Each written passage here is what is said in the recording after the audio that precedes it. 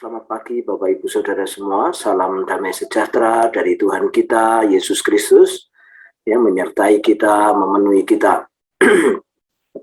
Ya, Bapak Ibu Saudara, sebelum kita berdoa, mari kita merenungkan firman Tuhan bersama-sama supaya mendasari hidup kita untuk kita berdoa pada hari ini.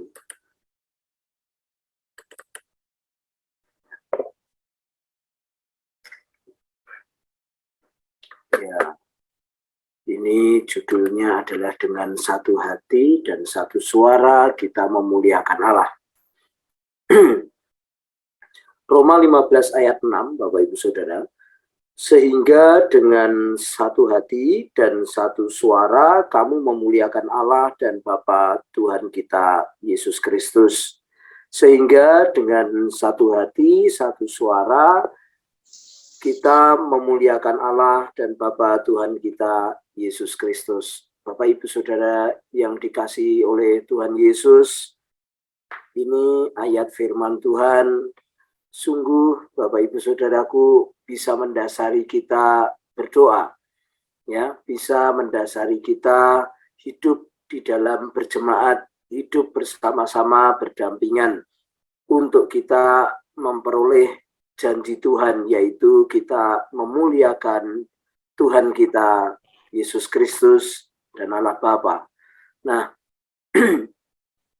ada tiga hal yang bisa kita perbuat bagaimana kita memuliakan Allah, ya Bapak Ibu Saudara. Kita tidak bisa memuliakan Allah dengan sendiri, tetapi kita memuliakan Allah bersama-sama. Kalau sendiri tidak kuat Bapak Ibu Saudara, tetapi kalau bersama-sama sangat kuat Bapak Ibu Saudara, ya. Sama-sama bersatu hati, bersatu suara dan memuliakan Allah. Nah, ini ada kunci yang saya ingin berikan kepada kita semua. Yang pertama adalah satu hati.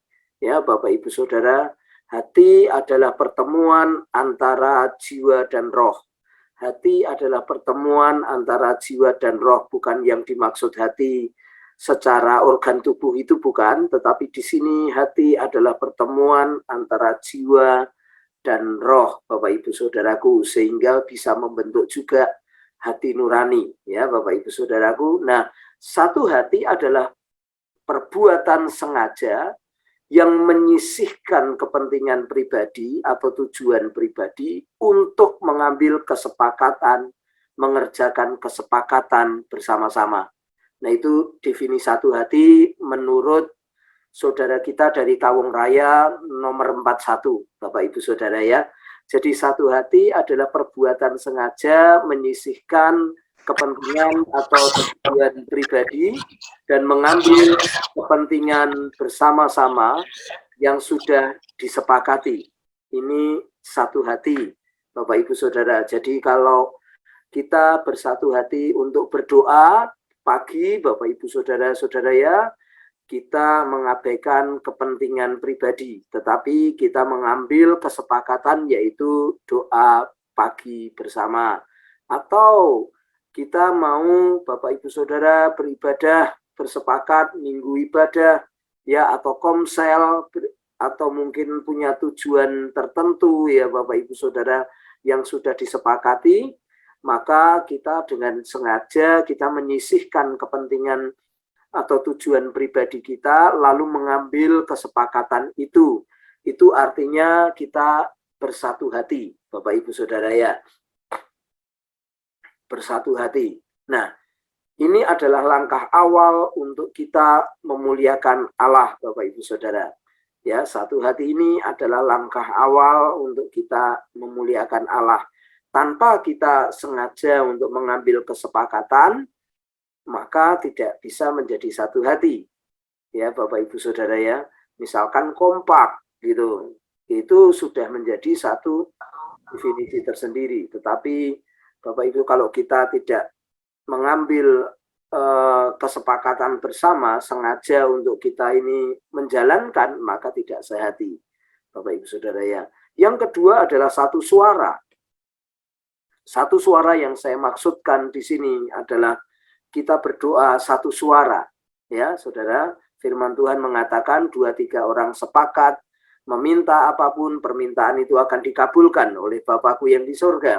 Itu satu suara, Bapak Ibu Saudaraku. Ya, kita tidak boleh, saudaraku, berdoa di sini tidak satu suara, saudara-saudara. Oleh karena itu, Tuhan memberikan satu kata untuk satu suara, yaitu amin, atau pasti, atau ya, gitu ya, saudara ya. Itu satu suara, bahasa satu suara. Sepakat, itu bahasa satu suara, Bapak Ibu Saudara.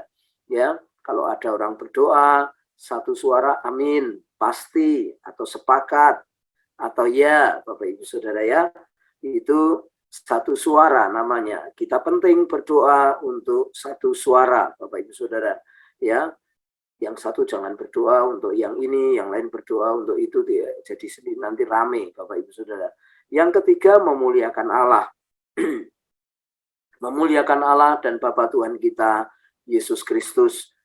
Doa satu hati, satu suara, memuliakan Allah. Ini adalah tujuan, Bapak Ibu Saudaraku. Tujuan memuliakan Allah. Ya, bukan tujuan memuliakan diri.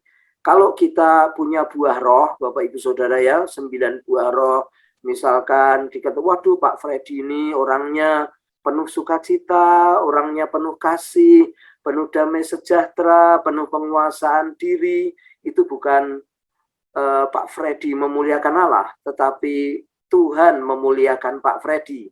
Yang disanjung orang adalah Pak Freddy, saudaraku.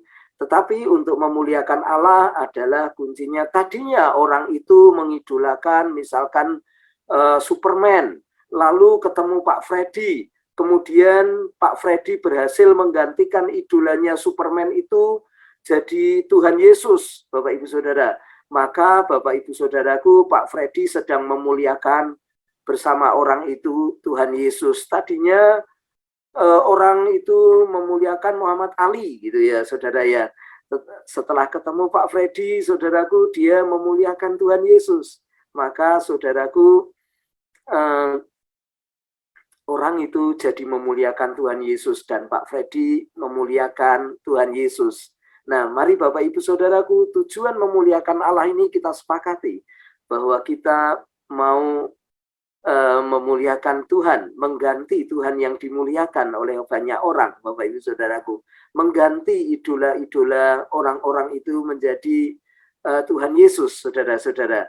Ya, mari kita bersatu hati, bersatu suara untuk tujuan memuliakan Allah, sebab Tuhan sudah memuliakan umatnya dengan memberikan buah-buah roh kepada setiap umatnya.